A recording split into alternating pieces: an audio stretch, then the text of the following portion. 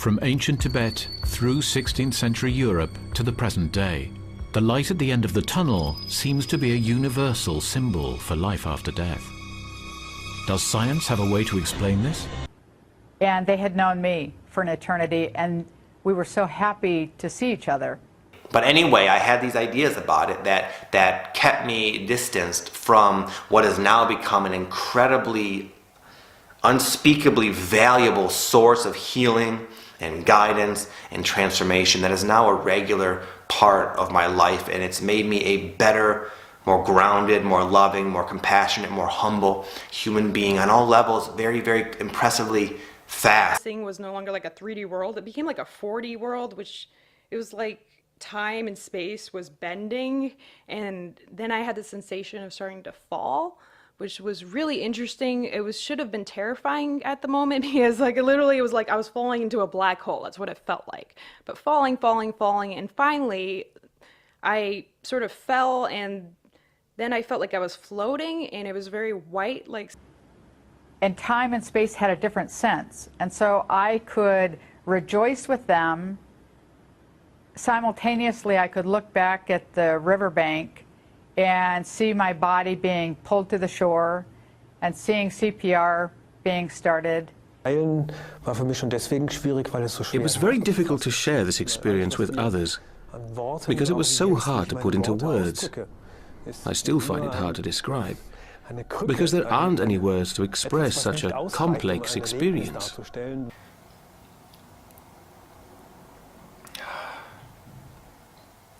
It was only my interpretation of the experience that made it intense for me.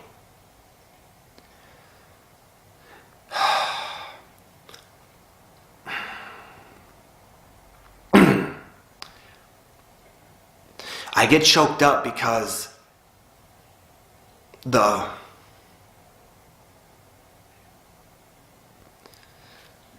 normally don't like to pause this long, but the depth of love this being has for you, for us. Director of Critical Care and Resuscitation Research at NYU Langone School of Medicine, where he ran this study. Thank you so much for joining us, Dr. Parna. Pleasure. Thank you for having me.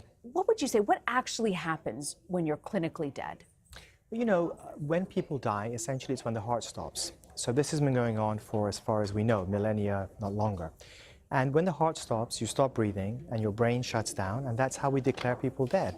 And that's why we give a time of death and we give them a note. And really, to be honest with you, until about 50 years ago, that was the point of death. So people become lifeless, motionless, the brain shuts down. But now, through advances in medicine, we can actually bring people back to life even after they've gone beyond that threshold of death. It was fantastic. These were people, spirits, souls, I'm not quite sure what to call them. All the words sound a little goofy. But they embraced me and were so filled with love and joy. And they were people that I had known for an eternity. They were carried out in the world. It was done in 15 medical centers across the US and in Europe. And we studied more than 2,000 people who'd gone through this cardiac arrest or process of death. And we did not expect people to have any consciousness or awareness. But intriguingly, up to 40% of people came back and had a perception of being aware of what was happening to them, even though they had technically gone beyond the threshold of death. Because this was not a dream or a hallucination, and it wasn't the result of a dying brain. This was more real than anything we experience here on Earth. I get so emotional because it's such a nice, it's such a beautiful thing, man. It just releases them. And you feel great. And you're like, wow, then you know, whoa, this is not just a drug I'm taking. This is a straight up mystical experience I'm going through right now. And then it happens again and over as long as it feels you need in that time, which can be different. The types of things that come up are always different. Sometimes they're just more like illuminations and just counseling, like, hey, have you ever thought about doing this for your life purpose?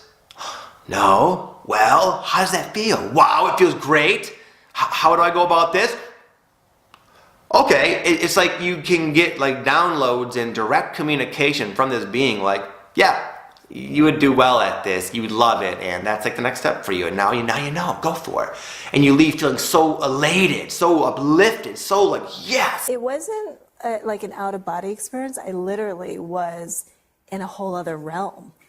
So I was no longer in the physical hospital room. I was completely in another realm. I actually felt connected to my family on the other side, and I felt connected to the heavens. So there was no distinction of, okay, I'm dead and I'm in this other world. It was more, I just gracefully walked through this door and made this beautiful transition into another realm. Now, we all have different genders, we have different ages, we have different personalities, and we have different lives. There's only one thing we all have in common: we will die. For every one of us, the moment will come when our heart stops beating, when our lungs stop breathing, and when our brain activity ceases. Why do you think that is? Well, there's a lot to it. I should also add that among that group, 10% had a very deep, profound mystical experience that was very true to them. But interestingly, 2% actually had full awareness, could describe all the events that were going on that were validated. So of course the question is, why does that happen? And we don't have the answers, because to our scientific model, when people have died, there should be no more conscious awareness going on. It just wants to literally like release all the blockages we have that are holding us back from who we can become. And yeah, it's intense and it's powerful, but the healing is powerful. Once I got into a rhythm with this being and sort of learned how to communicate with it, it became evident to me, like, it's like, wow. I would always think, this is so helpful. This is so valuable. This is so considerate. Thank you. But it sounds like maybe consciousness is able to continue. And by that, I don't mean that they're awake, but that entity that makes us who we are, makes Sam who he is, makes Rena who she is, the self, the mind, seems to continue and doesn't become annihilated after a person has gone through their process of death. The hallucination-inducing drug ayahuasca has been used for centuries by tribes in South America during spiritual ceremonies. But as it becomes more mainstream... And then all of a sudden, at once, like a freight train, I felt this incredible, pit in my stomach, almost like if you've seen a ghost or something, it was like that. And then this wave of powerful energy just sort of stormed over me all at once. And it was like, oh my goodness. It wasn't gradual, it wasn't sneaky, it just boom. It came on like a light. And there was nothing, I knew I had maybe a matter of moments to lay down and get comfortable, and I probably wasn't going anywhere for quite some time. That's exactly what I did. It's only when you get to the extreme cases, such as when the brain stops functioning, that you see the analogy breaking down, and brain and mind do not seem to be the same thing. The second phase of the near-death experiences is, again, a sudden change. And those people report that they are floating above themselves. They are floating above themselves, see themselves lying down on the stretcher, see us emergency physicians and emergency nurses trying everything to bring them back. They see from above what we are doing, and they can listen what we say. The personality of the person who is gone is still the same, but they have left their body. We call this out-of-body experience.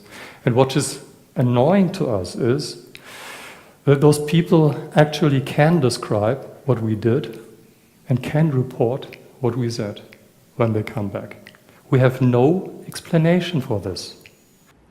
And it was wonderful. They were exploding with God's love and grace, and they took me down this path that was so beautiful that I have really no words to describe it. So what happens when we die? It's a question that humanity has wrestled with throughout history. But a new study conducted by NYU may have found some answers. Dr. Sam Parnia is a... And they were clearly there to help me go down this path and protect me.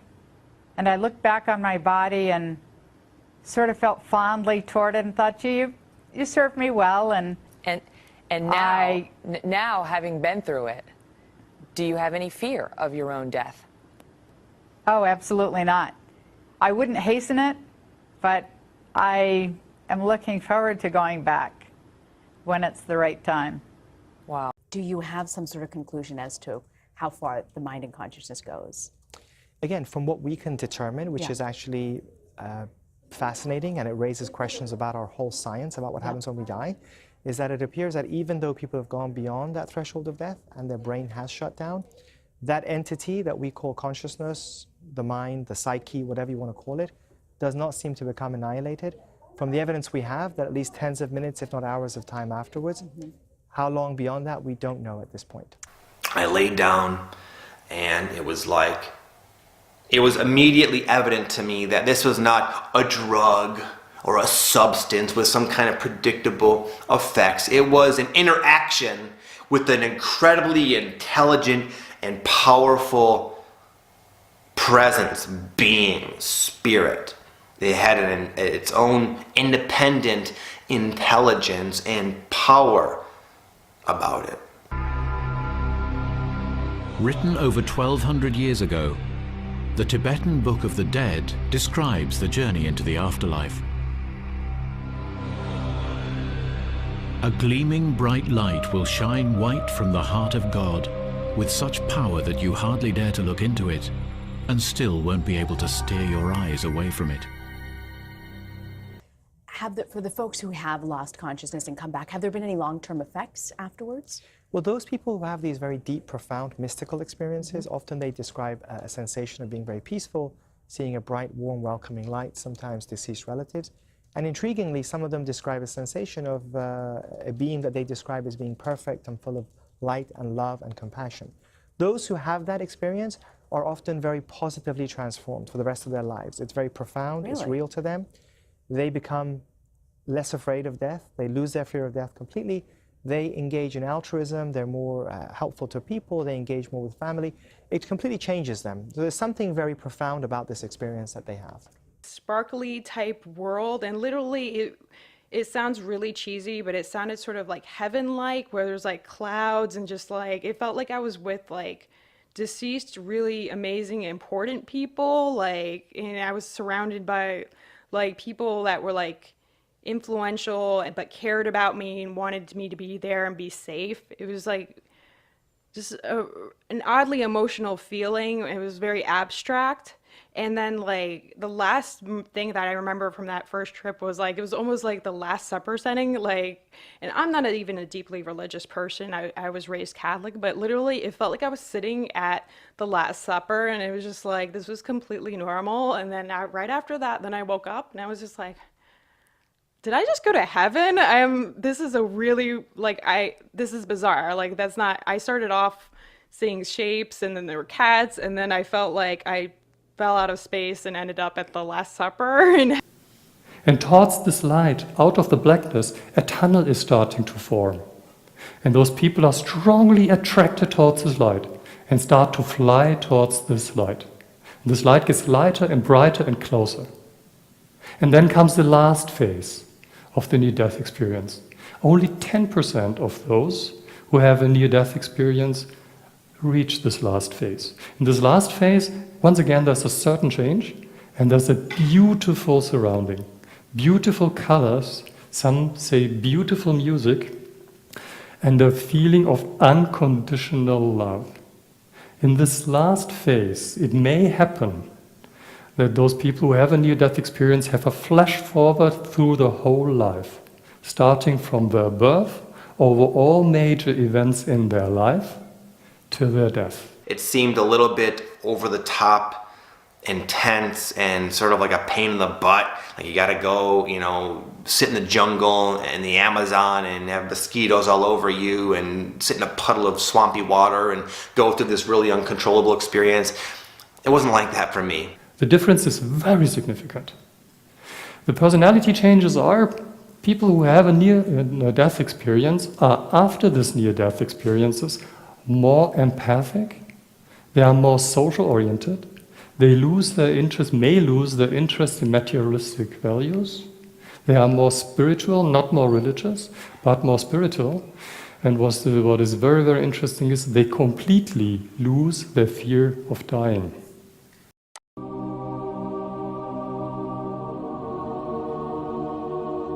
But for many centuries, in many cultures, people have reported these experiences. There is an extraordinary consistency in their stories when describing sights and sensations of entering a new and different existence.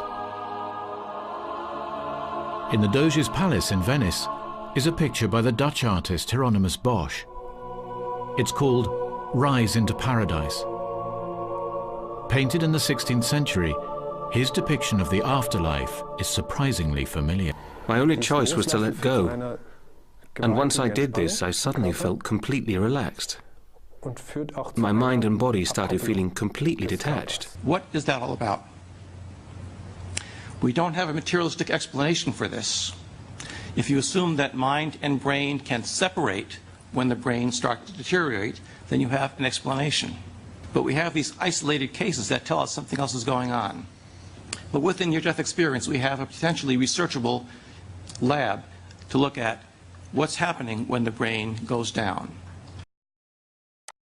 Well, one of the ways this works is that ayahuasca will typically show you your own life in an extremely clear and unconfused way.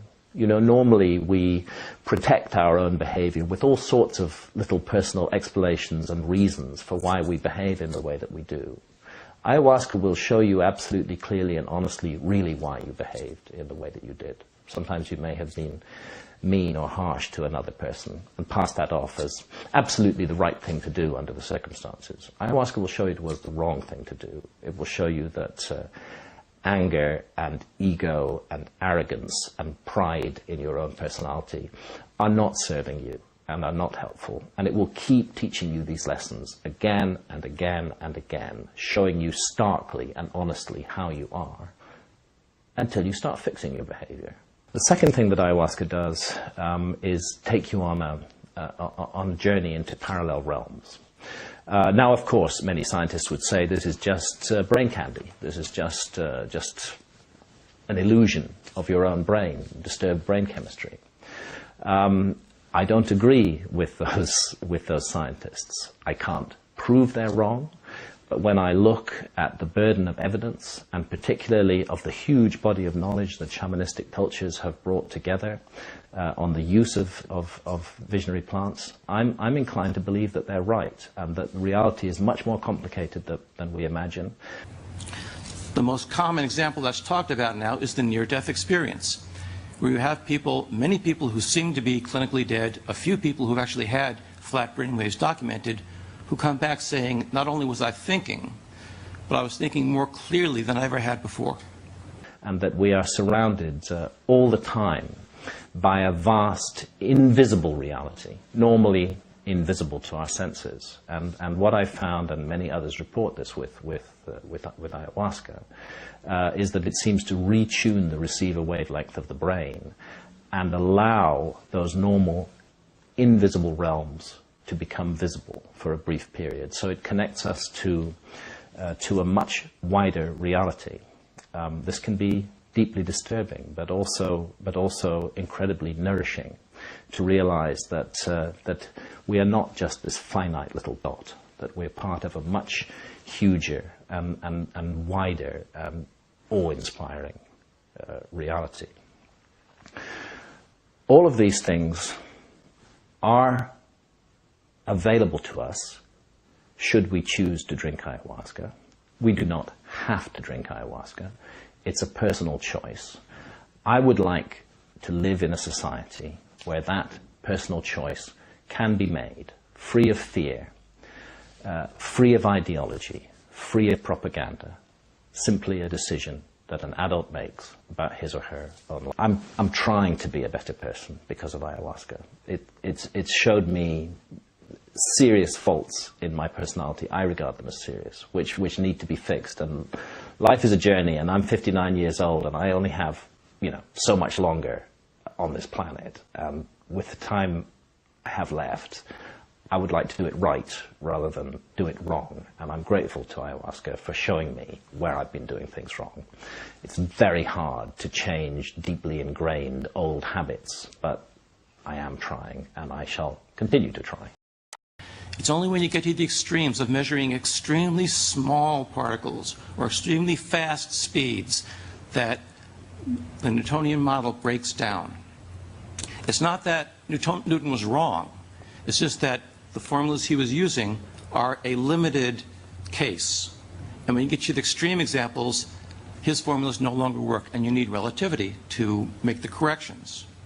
In normal everyday life, the corrections that relativity adds don't make much of a difference. And Newtonian's formulas are a good approximation.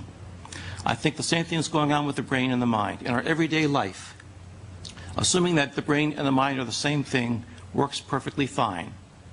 It's only when you get to the extreme cases, such as when the brain stops functioning, that you see the analogy breaking down, and brain and mind do not seem to be the same thing.